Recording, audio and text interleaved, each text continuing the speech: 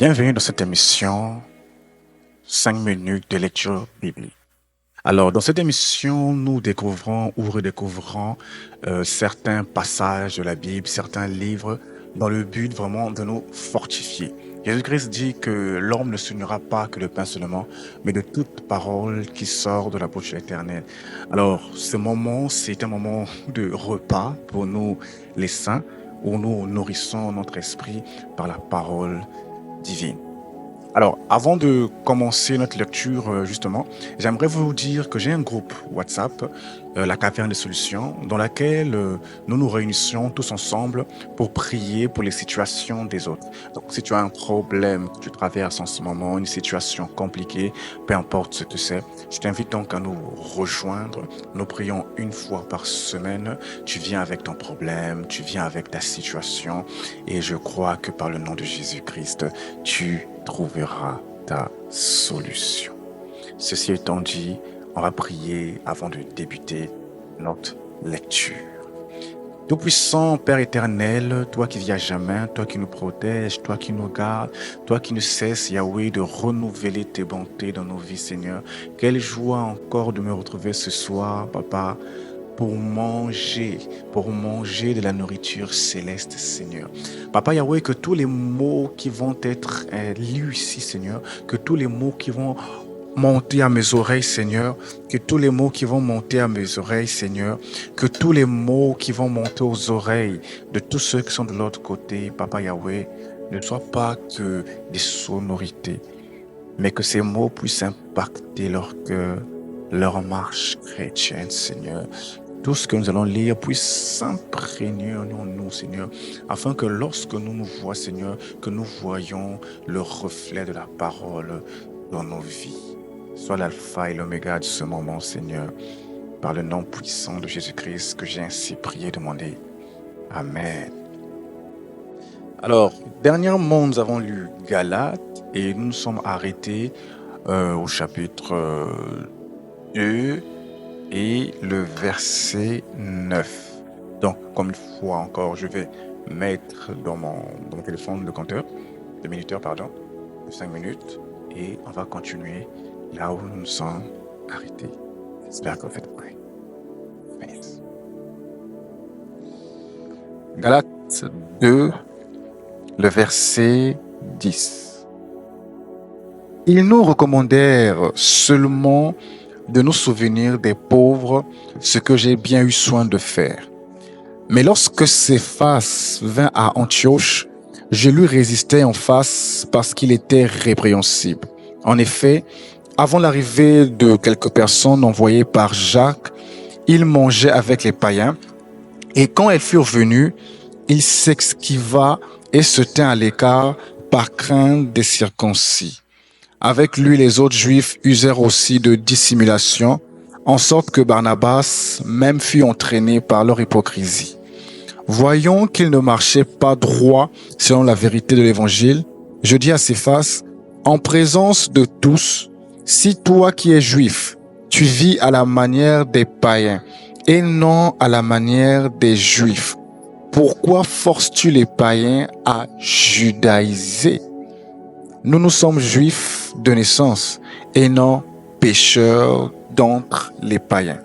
Néanmoins, sachons que ce n'est pas par les œuvres de la foi que l'homme est justifié, mais par la foi en Jésus-Christ.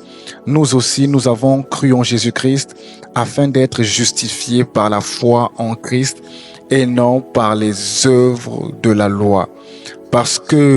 Non pas par les œuvres de la loi, parce que nulle chair ne sera justifiée par les œuvres de la loi. Mais tandis que nous cherchons à être justifiés par Christ, si nous étions aussi nous-mêmes trouvés pécheurs, Christ serait-il un ministre du péché? Loin de là.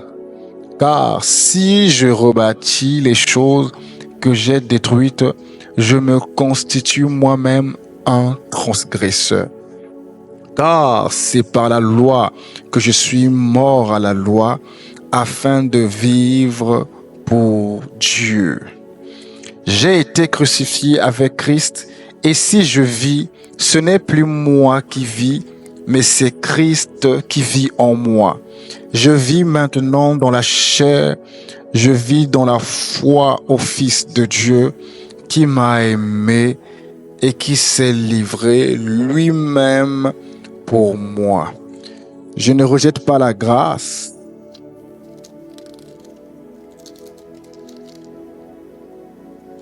Dieu, car si la justice s'obtient par la loi, Christ est donc mort en vain. Chapitre 3.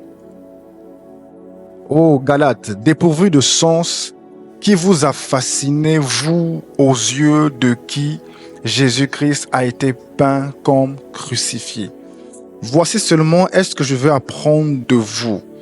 Est-ce par les œuvres de la loi que vous avez reçu l'Esprit ou par la prédication de la foi? Êtes-vous tellement dépourvu de sens après avoir commencé par l'Esprit?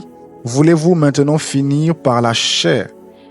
Avez-vous tant souffert en vain? Si toutefois c'est en vain, celui qui vous accorde l'Esprit et qui opère les miracles parmi vous, le fait-il donc par les œuvres de la loi ou par la prédication de la foi? Comme Abraham crut à Dieu et que cela lui était imputé à justice, reconnaissez donc que ce sont ceux qui ont la foi qui sont fils d'Abraham. Aussi, l'Écriture prévoyant que Dieu justifierait les païens par la foi, a d'avance annoncé cette bonne nouvelle à Abraham. Toutes les nations seront bénies en toi. Reconnaissez donc que ce sont ceux qui ont la foi qui sont fils d'Abraham. Aussi l'Écriture.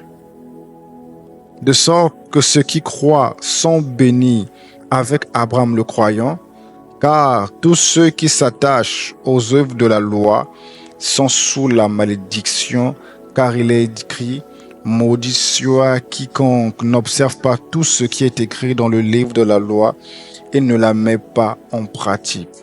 Et que nul ne soit justifié devant Dieu par la loi, cela est évident, puisqu'il est dit, le juste vivra par la foi.